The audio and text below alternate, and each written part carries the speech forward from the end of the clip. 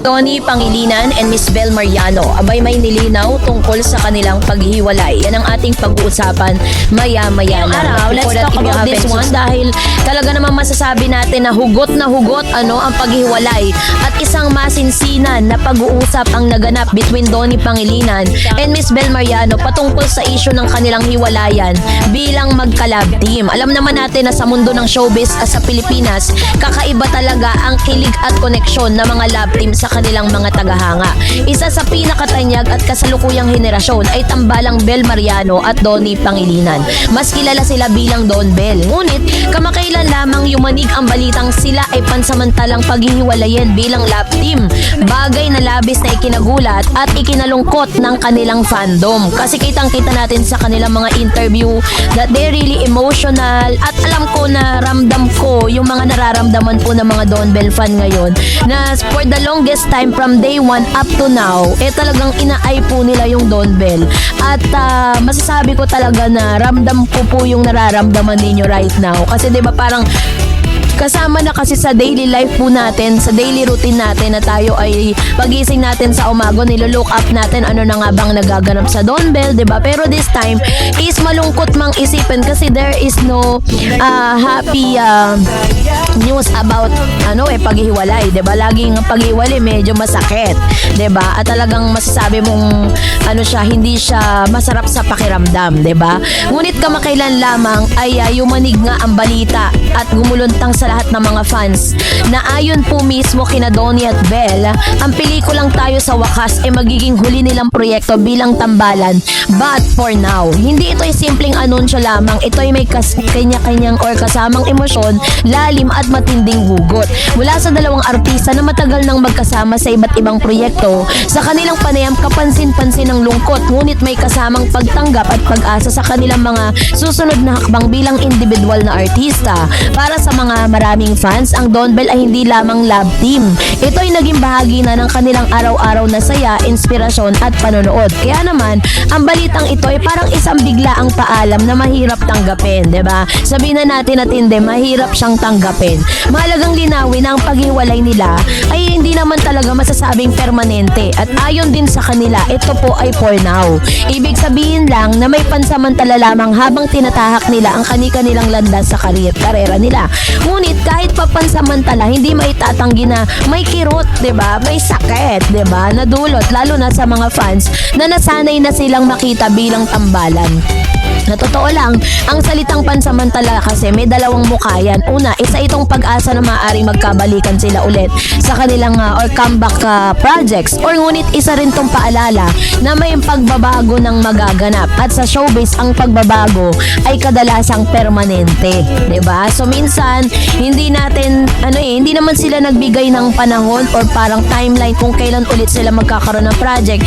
Pero yun kasi parang open and ended statement na ito yung pinakahuli nilang proyekto together for now. Hindi natin alam kung ito ba ay mahabang panahon na pag-aantay or maikling panahon kasi nandun sila sa experimental stages kung saan kailangan po nilang magkaroon ng batunayan yung kanilang mga sarili. Pero sabi nga po ng ilang mga showbiz insiders, yung kanila pong interpretasyon, talagang hugot na hugot, no? Yung emosyon nila sa likod ng kanilang desisyon. Isa sa pinakamatinding bahagi ng balita, yung pagiging emotional ng dalawa habang ipinapayag ang kanilang desisyon. Hindi ito mukhang sapilitan or dahil sa issue, bagkus ito ay bunga ng mutual na pag-uusap at pagnanais na mag-grow sila bilang mga artista.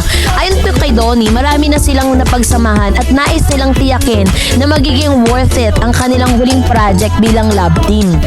Samantalang si Bel naman ay umami na may takot siyang mararamdaman sa kanilang paghiwalay. Isang napaka-human na reaction, So sa puntong ito, makikita natin na hindi ito simpleng career move lang. Ito'y isang emosyonal na yugto sa kanilang buhay at marahil dito pumapasok ang tunay na kahulugan ng hugot. 'Di ba? Kaya nga pagkatapos po ng hiwalayan, ang dami pong mga issue na naglabasan na maaari daw na totoong hiwalay na sila, nagkaroon sila ng relasyon at kailangan nilang magdesisyon na maghiwalay para mag-move forward. In the first place, wala naman silang aminan na naganap na talagang sila po ay nasa relationship na, although ang dami natin nakikita mga evidences na talagang sila po ay united at sila po ay talagang into relationship. May mga nagsasabi na si ito pong lalaki, si Donnie Pangilinan, ay nakatagpo ng other woman at si Miss Bell naman po ay naiwan sa ere. So parang ang fans is nagkakaroon na sila ng kani-kanilang mga imahinasyon, kani-kanilang mga konklusyon sa mga pangyayari at ganap na ito. Kaya isa lang po yung paglilinaw na ginawa dito ni Bell at ni Mr. Donnie Pangilinan, na yung decision po nila is a mutual decision.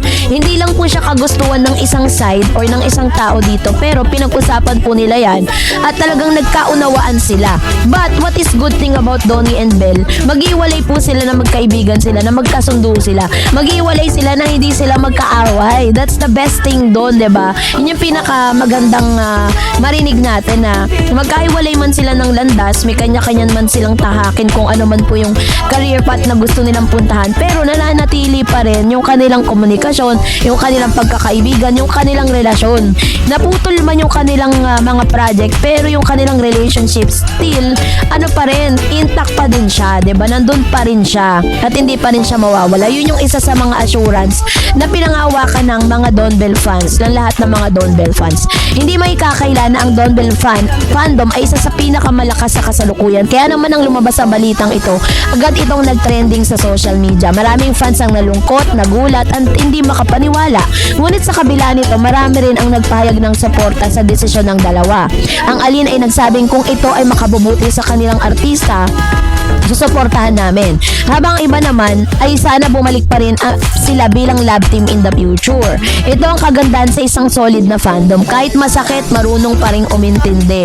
Ganyan po ang Don Bell, diba? Ganyan ang mga Don Bell fans. Sa kahit po sobrang sakit na yung nararamdaman nila, kahit sobrang lungkot na, pero mas pinipili pa rin nilang unawain, diba? Ang sitwasyon. So, ang pelikula na ito, na tayo sa wakas, ay hindi lamang isang proyekto.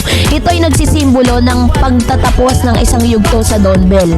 Ayon sa ulat, mas pinag-usayan nila ang pelikulang ito dahil alam nilang ito na ang huli. Sa ngayon, kung isipin, parang may parallel ang pelikula sa kanilang tunay na buhay. May simula, may kasagsagan, at may pansamantalang wakas. At marahil yun ang dahilan kung bakit mas magiging emosyonal ang pelikulang ito para sa fans. Alam niyo po, yung announcement na ito, tinuon talaga nila, diba? Parang, parang isa rin sa mga naging strategy ng pelikulang ito para mas lalo po talagang umingay at mapag-usapan ng pelikula is ito nga yung issue ng paghihiwalay nilang dalawa. Pero alam kong meron pong plano, no, ang ABS-CBN, ang kanila pong management para kay Donnie at Bell na mas makakabuti para sa kanilang dalawa. Medyo masakit nga lang, pero kailangan nilang tanggapin ang katotohanan na yung timon ay hindi nila hawak. Meron pong may ibang hawak, 'di ba? Hindi nila hawak ang beat, gano-gano, parang ganon, 'di ba? So meron pong ibang taong nagmamanage dun sa timon ng kanilang career na parang it's about time para magpatunay at patunayan nila sa sarili nila that they can move on, that they can grow individually, not just a love team, diba? But as an individual actors and actress. So kaya naman nakaka-excite na panoorin ano nga ba talaga ang ganap sa upcoming movie ni Donnie at Bell, diba? Yun yung talagang kaantay-antay. So abang lang tayo ng ilang pang mga updates. And Mr. Donnie Pangilinan and Miss Bell Mariano, abay may iniwang pangako sa isa't isa. So yun yung ating pag-uusapan for today's video. But before that, ngayong araw, if you haven't subscribed yet, in your future, but I'll always be here, and that's all I'm proud now. So, and if they ask everyone here, Kuya FB first, Convenient Love is not our first series, but I've really seen you grow since day one, since we've met, and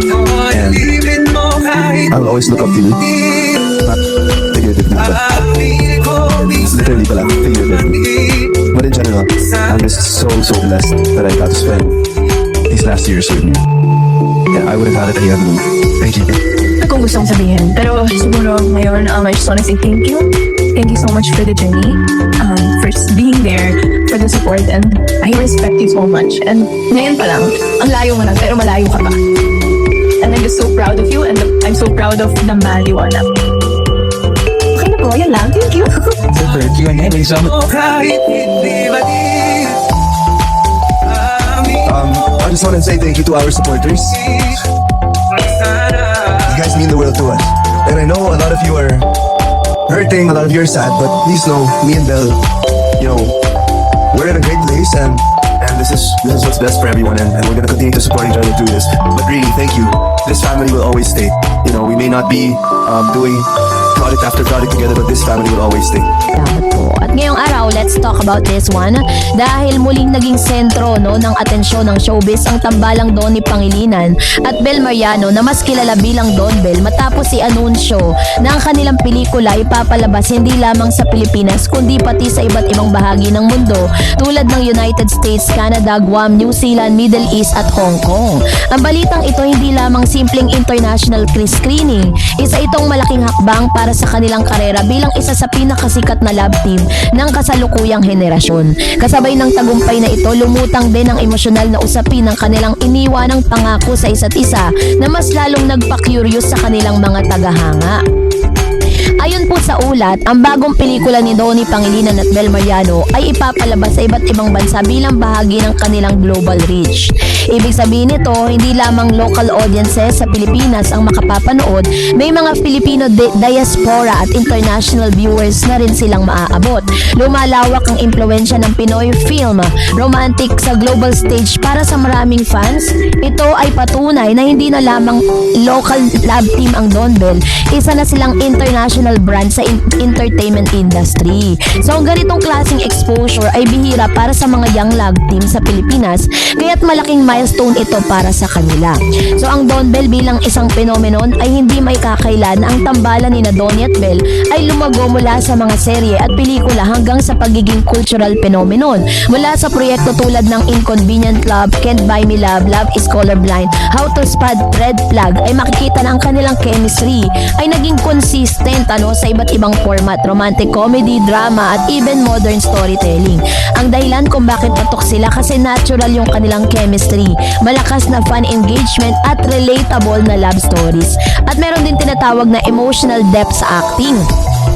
Ang iniwang pangako nila sa isa't isa, isa sa pinaka-intrigang bahagi ng balita, yung usap-usapin na pangako na iniwan ni Donnie at Bel sa isa't isa. Bagamat wala pang official na detalye kung ano ang eksaktong laman nito, ayon sa mga interview at behind the scene na pahayag ng dalawa sa mga nakaraang proyekto, madalas nilang sinasabi na mananatili silang magka-partner sa trabaho hanggang kaya. Magtutulungan sila sa paghubog ng kanilang karera at igagalang nila ang isa't isa kahit lumalawak pa ang kanilang individual paths. Sa showbiz context kasi, pag sinabing pangako or promise na ito'y maaaring hindi romantic sa literal na kahulugan, kundi professional commitment bilang love team at emotional support sa isa't isa at pagpapahalaga sa pinagsamahan nila mula umpisa. Ngunit syempre sa mga mata ng fans, ito'y nagiging mas malalim na simbolo, isang bagay na nagiging inspirasyon at minsan ay nagiging hopium ng fandom. So, bakit nga ba hanggang sa ngayon kahit na 'di ba parang feeling natin is ang dami na pong nagaganap ngayon, dami ng mga isyong naglalabasan patungkol kay Donnie at Bel, pero nananatili pa ring malakas ang kanilang love team.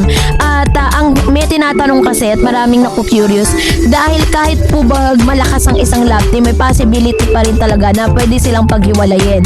Pwedeng maiba yung kanilang career path, no? So, ibig sabihin, tama yung sinasabi na sa mundo po ng showbiz is ang pagbabago ay permanente, no? Hindi laging yung change na tinatawag, yung career path na kanilang tinatahak, talaga may magbabago at magbabago sa kanila. Pero bakit hanggang sa ngayon malakas pa rin sila sa international market? Meron po kasing mga ilang dahilan kung bakit patok pa rin si Donnie at Bel. Malakas ang Filipino diaspora, maraming Pinoy sa US, Canada, Middle East, New Zealand, Hong Kong at Guam. Kaya mas automatic audience, may automatic audience na sila agad.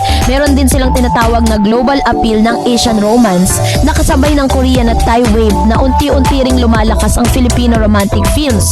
So meron din tinatawag na digital streaming culture na mas madali nang mapanood ang Filipino content sa Netflix, i1TFC at YouTube platform. And of course, syempre, yung kanilang consistent storytelling. Ang Don Bel Project ay kadalasang emotional, relatable, and visually appealing at youth-centered. Kaya naman talagang makikita natin na marami talaga silang supporters and most of their supporters are youth.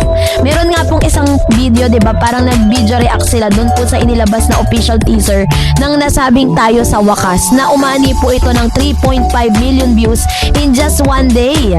So, makaabot ka ng million views, diba? Malaking milestone na yon para po sa Don Bell. At dahil po dito is talagang grabe po yung naging emosyon, no? Parang naging roller coaster yung emotion ng mga Don Bell fans matapos mabalitaan yung mga balitang ito. Even si Direk Cathy Garcia Sampana ay hindi na rin po napigilang umiyak nang marinig niya ang pangako, no, na binitawan nga ni Donnie at Nebel sa isa't isa. So sa industriya ng entertainment, maraming pangako ang nabubuo. Pangakong hindi maghihiwalay, pangakong mananatiling magka-love team, pangakong magtutulungan hanggang dulo. Ngunit ang realidad, ang showbiz ay dynamics. Nagbabago ang career direction, mas inuuna ang individual growth kakalaunan, kaya ang pangako ng Don Bell ay maaaring totoo sa kasalukuyan, ngunit bukas sa pagbabago depende sa panahon, 'di ba? So wag na tayo mag-expect too much para hindi rin tayo masaktan ng too much, 'di ba? So hindi ito kasinungalingan, ito ay isang bahagi ng proseso ng pagiging isang artista. So ang Don Bell ay isa sa mga halimbawa ng matatagumpay na love team, ngunit syempre may mga kasamang pressure. Hindi naman maiiwasan yan sa kanilang career, kahit nga po yung kanilang personal na buhay ngayon is subject for change, diba? Katulad po ng ipinapartner po si Mr. Donnie sa ibang mga actresses, inire-relate at parang sinasabing may iba naman talagang karelasyon si Donnie. Marami po yan na nagsasabi. Pero hanggang ngayon wala pa naman din silang inilalabas na any resibong makapagsasabi at makapagpapatunay na talagang may ibang karelasyon si Donnie. Kaya naman hanggang ngayon kapit na kapit pa rin tayo sa katotohanan na ang magiging endgame ay walang iba kundi si Donnie at si Bell. At hindi po yun imposible kasi kumbaga parang from day one up to now is hindi pa rin naman nila binibitawan ng isa't isa. It just so happen na kailangan lang talaga nila maghiwalay, diba? At alam ko po na tanggap na po ng Don Bell yun. Pero parang sasaktan nilang isa't isa or sasaktan nilang Don Bell pag nakita natin na talagang may karelasyon na silang iba, diba? Kasi parang pinuputol na nila yung pag-asa ng mga Don Bell na sila pa rin talaga hanggang wakas. So kayo po, anong inyong saloobin patungkol dito? Mag-comment kayo sa comment section. And that's it for today. For more videos and updates, please don't forget to like and subscribe. And please don't forget to follow my Facebook page, Dareds TV and Dareds channel. God bless everyone.